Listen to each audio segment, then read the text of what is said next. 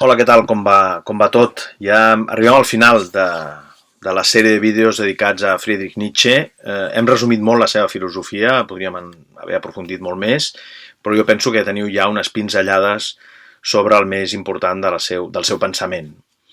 I acabarem aquests vídeos precisament amb una obra de joventut, amb una obra escrita l'any 1873, que es diu Sobre veritat i mentida en sentit extramoral. És un text relativament breu, en el qual Nietzsche analitza una sèrie de conceptes rellevants, com per exemple el concepte del llenguatge, de veritat, i per tant doncs, una mica també hi ha un cert punt de vista genealògic que ja veurem, que de fet després hem analitzat quan parlàvem de la genealogia de la moral, i que en aquesta obra doncs, comencen ja a apuntar-se alguns dels aspectes importants de la seva filosofia, juntament també amb la influència de Schopenhauer, que és un autor que com sabeu, es troba present a l'etapa de joventut. Bon, doncs us llegiré un fragment breu d'aquest text de Sobre veritat i mentida en sentit extramoral, que penso que expressa molt bé una mica doncs, aquest afany metafòric i artístic de la seva obra, i poètic fins i tot de la seva obra, i que en plena pandèmia de la Covid-19 jo crec que és molt interessant de llegir-lo perquè doncs, ens dona cert aire i una consideració a nivell conceptual i a nivell filosòfic que penso que és molt rellevant. Diu el següent: en un remot racó d'aquest univers centellejant, que s'expandeix en innombrables sistemes solars, hi havia una vegada un astre on animals intel·ligents inventaren el coneixement. Va ser el moment més pretensiós i mentider de la història universal. Només va ser un moment.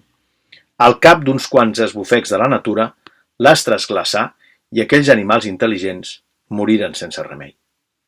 Qualsevol podria haver inventat aquesta faula i tanmateix podria no haver il·lustrat prou bé l'aspecte lamentable, vague, inútil i arbitrari que pren dins la naturalesa l'enteniment humà. No hi ha hagut enteniment durant eternitats i quan desaparegui de nou, res no haurà passat. Perquè un enteniment no té cap missió per dur a terme que ultrapassi el límit de la vida humana.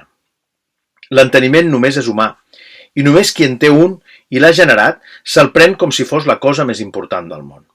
Com si els eixos de l'univers haguessin de girar al seu voltant. Si ens poguéssim comunicar amb un mosquit, ens adonaríem que també ell vola per l'aire amb aquests sentiments i es creu ser el centre volant del mateix món. Res no hi ha en la natura que sigui tan menyspreable i insignificant que no es pugui inflar de sobte com un globus per una breu alenada de la força del coneixement.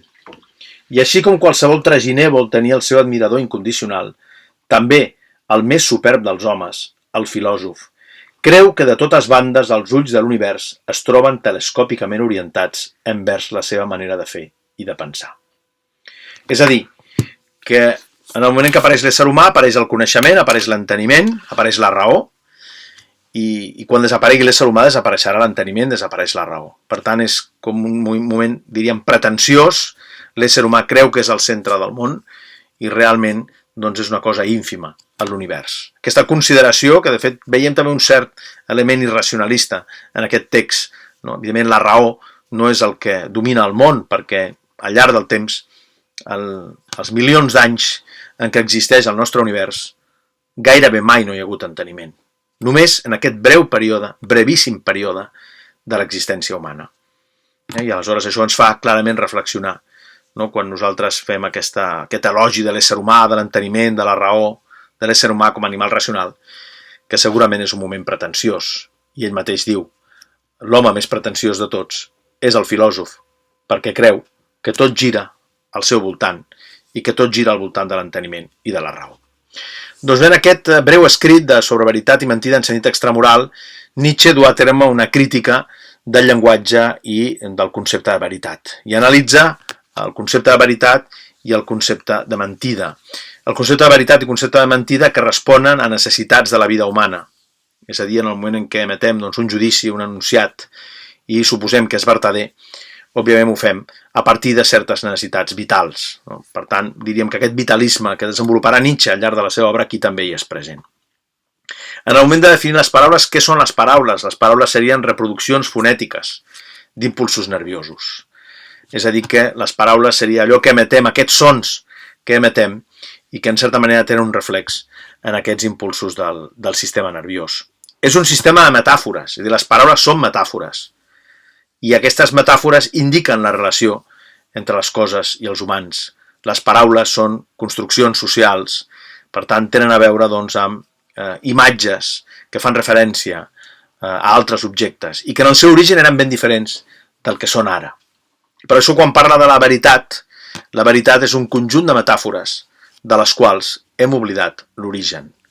És a dir, en un principi feien referència a un objecte concret i hem tingut la tendència d'universalitzar-lo. Hem tingut la tendència doncs, d'intentar arribar als conceptes universals. El tema dels universals, que és un tema tan important al llarg de la història de la filosofia, que apareixia en Plató quan parlàvem de les idees, o apareixia en Aristòtil quan fèiem referència a la forma substancial, o apareixia també en el pensament medieval, va tenir una gran preocupació sobre el tema dels universals. De fet, el que existeix no són els universals, el que existeixen són les coses concretes. I nosaltres parlem de coses concretes i ho fem universal. Quan nosaltres diem les fulles dels arbres, parlem de les fulles en si mateixes, parlem de l'universal fulla, quan cada fulla és ben diferent de qualsevol altra.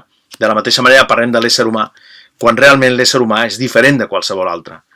El problema és que, en el cas de les fulles, imagineu-vos que haguéssim d'anomenar cada fulla amb un nom propi, no? Però llavors generalitzem, fem aquesta tendència a generalitzar, precisament perquè hem oblidat l'origen, no? D'aquest mateix concepte. De fet, doncs, l'origen d'aquest impuls vital que va donar lloc al fet d'anomenar les coses i posar doncs, un nom a través del llenguatge. Creiem que el concepte s'identifica amb l'original. Creiem que quan parlem de les fulles, diem que totes les fulles són iguals, no? Que totes les fulles tenen les mateixes característiques. El fet de ser fulla, l'essència de la fulla no existeix. L'únic que hi ha són fulles diverses, individuals, concretes, cadascuna d'elles. No? Per tant, les paraules el que fan és igualar el que no és igual. Jo dic les fulles i estic parlant de totes les fulles. Intentem igualar, fer una identitat entre els diferents objectes, quan realment no són iguals. Quan realment el que hi ha és una diversitat, el que hi ha és una pluralitat, una multiplicitat de coses. I és clarament impossible poder referir-nos a cadascuna d'aquestes coses, precisament perquè són en la seva concreció. I en el moment en què nosaltres universalitzem, doncs pensem que realment tenim la veritat, i la veritat clarament des d'aquest punt de vista no existeix. Les paraules igualen allò que és desigual. No? La paraula fulla iguala un conjunt d'objectes que tenen unes semblances, però que també tenen moltes diferències. Per això quan parlem d'ésser humà, també iguala una sèrie d'éssers que tenen unes semblances, però que clarament també tenen unes grans diferències. Per això en el moment en què parla de la veritat, Nietzsche diu que la veritat no existeix. La veritat és un concepte que els filòsofs s'han inventat, precisament per intentar trobar la unitat, l'estabilitat, la coherència, l'harmonia.